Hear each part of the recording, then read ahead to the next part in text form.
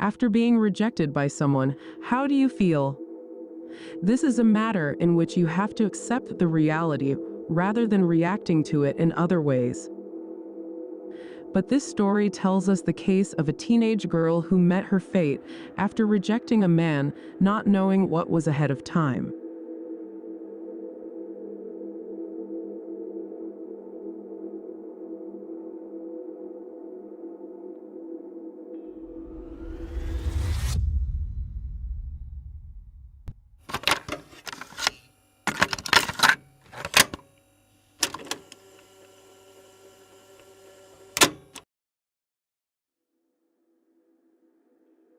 Mia Marcano was a 19-year-old college student who had a bright future ahead of her.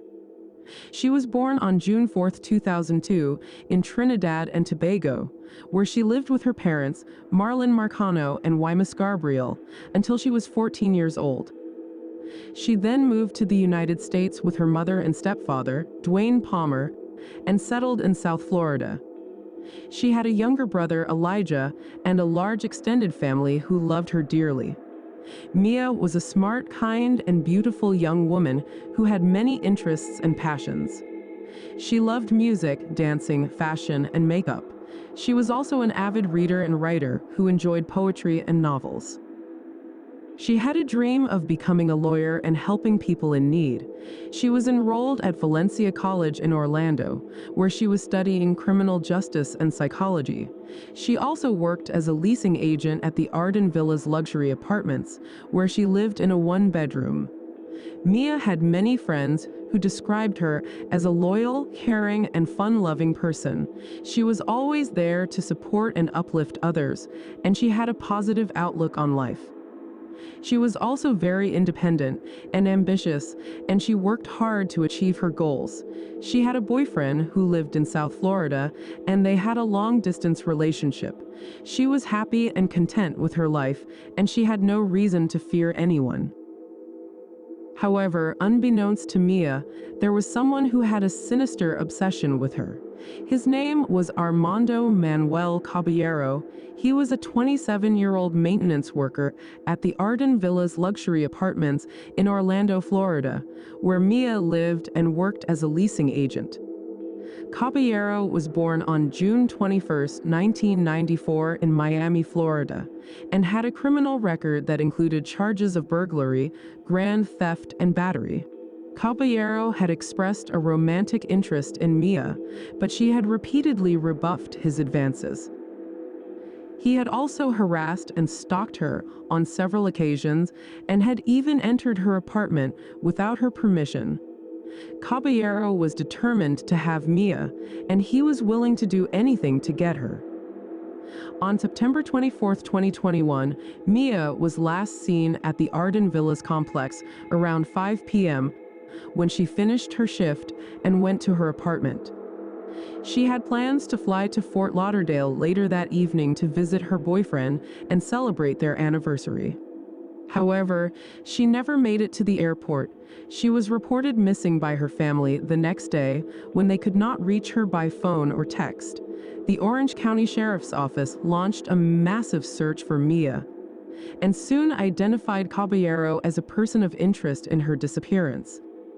They discovered that Caballero had used a master key fob to access Mia's apartment just before she went missing, and that he had also used it to enter other units in the complex without authorization. They also found that Caballero's cell phone records placed him near the Timber Scan on the Lake Apartments, about 18 miles away from the Arden Villas, on the night of Mia's disappearance. But something shocking happened, and the case took an unexpected turn. On September 27, 2021, Caballero was found dead in his car in a parking garage in Seminole County from an apparent suicide. He had left a note, but it did not reveal Mia's whereabouts or what he had done to her.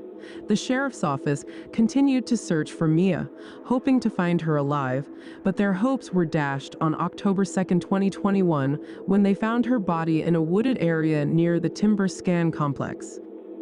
She was bound with black duct tape on her feet, hands, and mouth, and she was partially decomposed. The medical examiner later ruled her death as a homicide by undetermined means and said that there was no evidence of sexual assault. The sheriff's office concluded that Caballero was the sole person responsible for Mia's death and that he had acted alone. They said that he had waited for Mia inside her apartment and then abducted, killed, and disposed of her body. They also said that they had no motive for his actions other than his obsession with Mia. Mia's family and friends were devastated by her tragic and senseless death. They held vigils, memorials, and protests to honor her memory and demand justice. They also filed wrongful death lawsuits against the Arden Villas complex, the company that operates the complex, and the sheriff's office, alleging negligence and violation of Mia's civil rights. They said that Mia's death could have been prevented if the defendants had taken proper measures to protect her and other residents from Caballero's harassment and violence. Mia Marcano was a victim of a heinous crime that cut short her promising life. She was a beloved daughter, sister, friend, and student who had a bright future ahead of her. She was a young woman who had a lot to offer to the world and who deserved to live her life to the fullest. She was a beautiful soul who will never be forgotten. At the end, as described earlier, Caballero was the sole person responsible for Mia Marcano's abduction, murder, and disposal of her body. According to the Orange County Sheriff's Office, he had waited for Mia inside her apartment and then kidnapped, killed, and dumped her body in a wooded area near the Timber Scan on the Lake Apartments, about 18 miles away from the Arden Villas. Caballero was found dead in his car in a parking garage in Seminole County from an apparent suicide on September 27, 2021. He had left a note, but it did not reveal Mia's whereabouts or what he had done to her. Caballero did not face any punishment in prison, as he died before he could be arrested or charged for his crimes. However, he may face justice in the afterlife, depending on her family beliefs. Also, check out these cases which appear on screen, and don't forget to subscribe and join the channel.